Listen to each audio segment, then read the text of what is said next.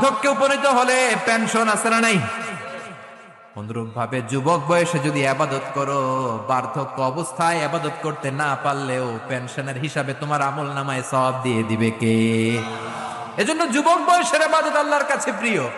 মসজিদ তখন ধরে যখন আর কাজ করার সুযোগ নাই। মসজিদে তখন যায় যখন কেউ চাকরিতে নেয় না। মসজিদে তখন যায় যখন ঘরের কেউ তার সাথে কথা বলতে চায় না, মানে বয়স হয়ে গেছে 70। তখন দাড়ি রাখে যখন শেভ করতে গেলে হয় গাল কাটবে নয় ব্লেড ভাঙবে, ঠিক কিনা? এজন্য কিয়ামতের দিন বিশ্বনবী বলেন, বনি আদম 5টা প্রশ্নের উত্তর না দিয়ে কেউ পা নাড়াতে পারবে না। এর মধ্যে একটা প্রশ্ন হলো, যৌবন বয়সটা তুমি কেমন কাজে লাগিয়েছো? যৌবন বয়সে কি ইসলামের পক্ষে স্লোগান দিয়েছো নাকি রাম আর বামপন্থীদের দলে গিয়েছো, ঠিক কিনা? যৌবন বয়সে কি তাফসির মাহফিলে গিয়েছো নাকি মমতাজের গানের কনসার্টে গিয়েছো?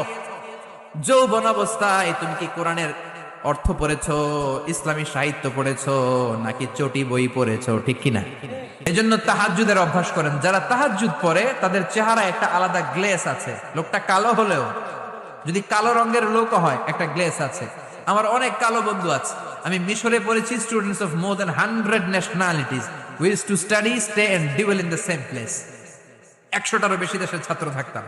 আমার অনেক আফ্রিকান বন্ধু ছিল, কুচকুচে কালো, তেল তেলে, কিন্তু কালো হলেও চেহারা একটা সৌন্দর্য আছে না নাই?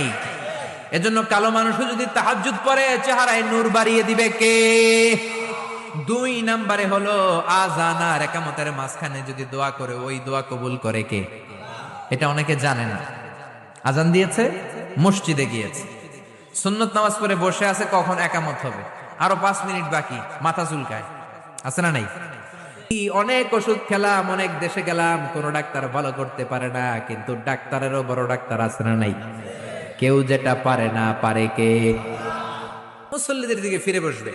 এরপরে বিশ্বনবী পড়তেন 3 বার আস্তাগফিরুল্লাহ, আস্তাগফিরুল্লাহ, আস্তাগফিরুল্লাহ। তারপরে বিশ্বনবী পড়তেন আল্লাহুম্মা আনতাস সালাম ওয়া মিনকাস সালাম, এই দোয়াটা।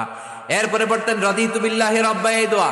এরপরে পড়তেন আল্লাহুম্মা লা মানিআ লিমা আ'তাইতা ওয়া লা মু'তিয়া লিমা মানা'তা ওয়া লা ইয়ানফা'ু যাল জাদ্দি মিনকাল জাদ।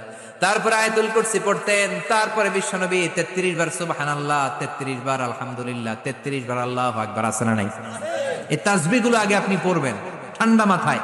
এরপরে যদি দোয়া করতে মনে চায়, সম্মিলিত মনে চায় করেন, একা একা মনে চায় করেন, বা হাত তোলা ছাড়া এমনি মুখে করেন, সমস্যা নাই, কিন্তু আগে তাসবিহগুলো পড়তে হবে। চিল্লায়ে বলেন ঠিক কি না? এই তাসবিহর সুন্নাত নাই। মানুষগুলো এত অস্থির, সালামের পরে কখন বেরোবে, কখন বেরোবে, মনে হয় পাবলিক টয়লেটে ঢুকছে, ঠিক কি না? পাবলিক টয়লেট হচ্ছে এমন জায়গা যে পাবলিক টয়লেটের ভিতরে